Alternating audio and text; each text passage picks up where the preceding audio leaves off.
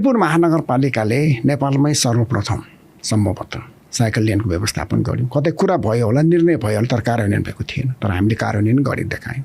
हामीले 42 kilometre cycle लेनहरू राख्यौँ, बनायौँ। साइकल लेन त कि छुट्टै लेनै हुनु पर्यो होइन, कि त यस्तो ठुलो गफ दिएर कामै छैन। बाटोमा हरियो रङ लगाइदिएर यो चाहिँ साइकल लेन हो भनेर त हुँदैन। त्यो त छुट्टै लेनै हुनु पर्यो नि त। बारले लगाएको लेन हुनु पर्यो, अनि पो साइकल कुदाउँछ त। त्यही गाडी नै कुद्ने बाटोमा हरियो कलर लगाइदिएर त कसरी साइकल लेन भयो त? तर सुरुवात त भयो नि। यस्तो हो। अब त्यो सुरुवात म 2 फिट उफ्रिन सक्छु भन्दै म उड्न सक्छु त? सुरुवात भयो।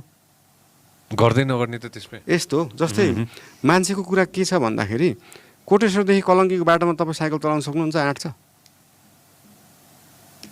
डर लाग्छ क्या मान्छेलाई। तपाईँको यति स्पिडमा गाडी आउँछ कि तपाईँको मान्छेलाई त्यो हातै हल्लिन्छ क्या। त्यो डराउँछन् क्या। भनेको त्यो साइकल लेन त कि छुट्टै लेनै हुनु पर्यो होइन, कि त यस्तो ठुलो गफ दिएर कामै छैन।